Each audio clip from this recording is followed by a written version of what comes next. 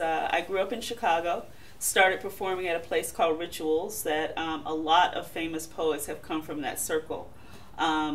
We kind of got together every Sunday. It was started by Corey Walden, and all of the top poets in Chicago kind of gathered there.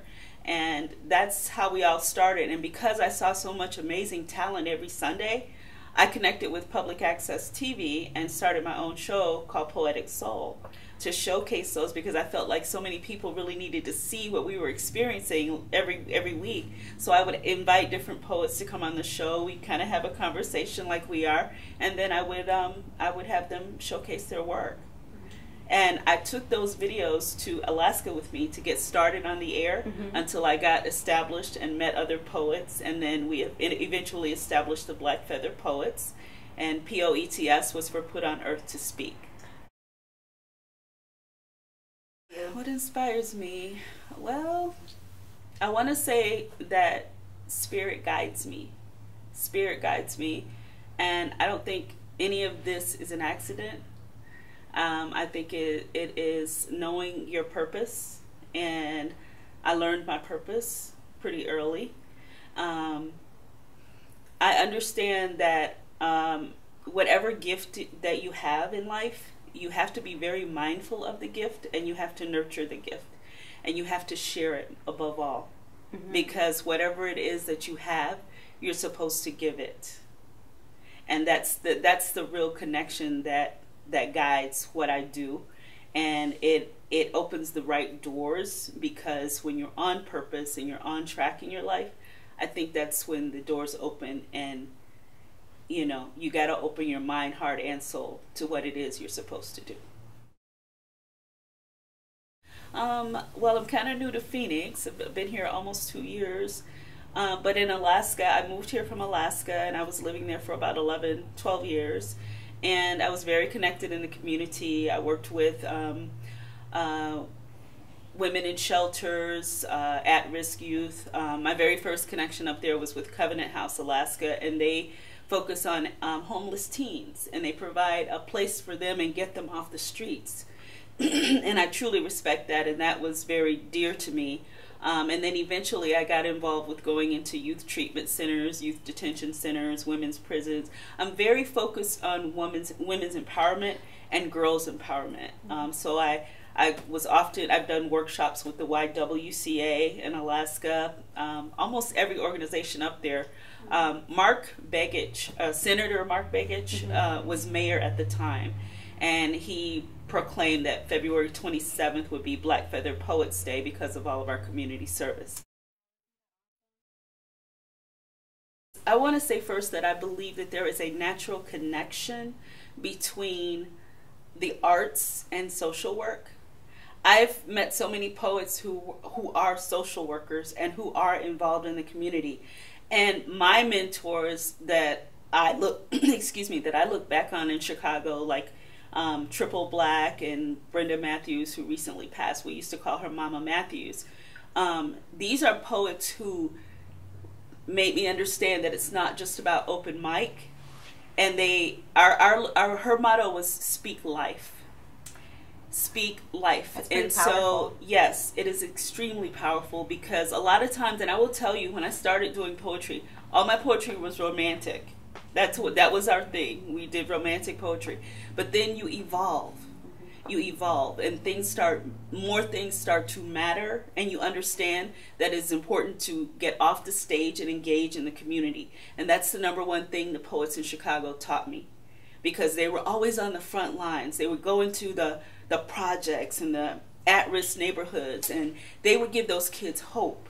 And another poet, Brenda Matthews and Mike, are 2 poets that we lost recently, and they were very pivotal in our little family circle at Rituals back in the day. And he was into production and taught kids how to produce, but more importantly, we try to help people find their voice.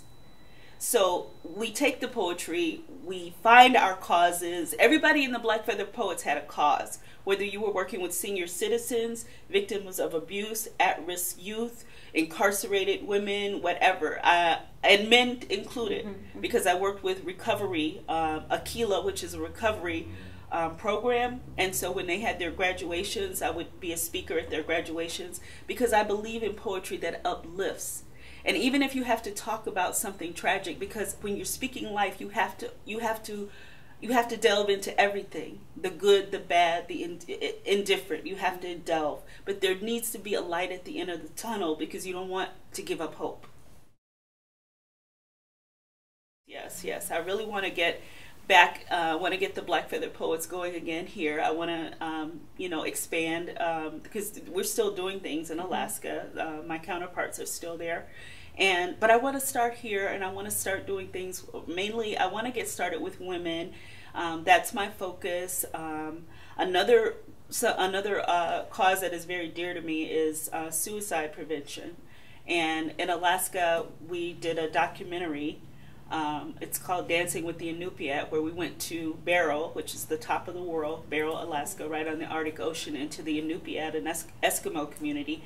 And we worked with the whole community, young, old, all the kids, because suicide is the highest per capita in Alaska than anywhere in the United States. And that was something that just took me, not by surprise, but it shocked me. Right. Because I started meeting more and more people who had either lost someone, or it touched almost every family. It's that prevalent. So we went up to Barrow, Alaska, and we ended up doing a documentary. We did public service announcements that aired all over the state. And they were encouraging announcements, because we were targeting youth, because so many young people were taking their lives. And I know someone, since I moved here, who took her life. That was in one of my workshops, and it just really, it hit home, because you just don't know what people are going through. And so that documentary is a dialogue for people of all ethnicities, and we're talking about it and how it affects us, and the signs and the things that happen, and there's conversations, because everything needs to begin with awareness and a good conversation. What is the name of the documentary, in case people It's called, it's online. It's called Connecting Cultures, Dancing with the Inupiat, because that's the tribe we were with, the Inupiat Eskimo tribe. I'm on Facebook. My Facebook page is Jimmie Poetic One, and that's spelled out POETICONE Ware. Jimmie Poetic One Ware. Or you can email me at ware329@yahoo.com.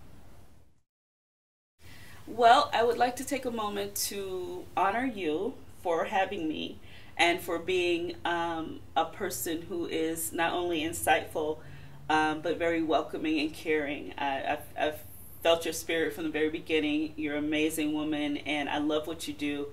This is a beautiful boutique, and I wish you much success.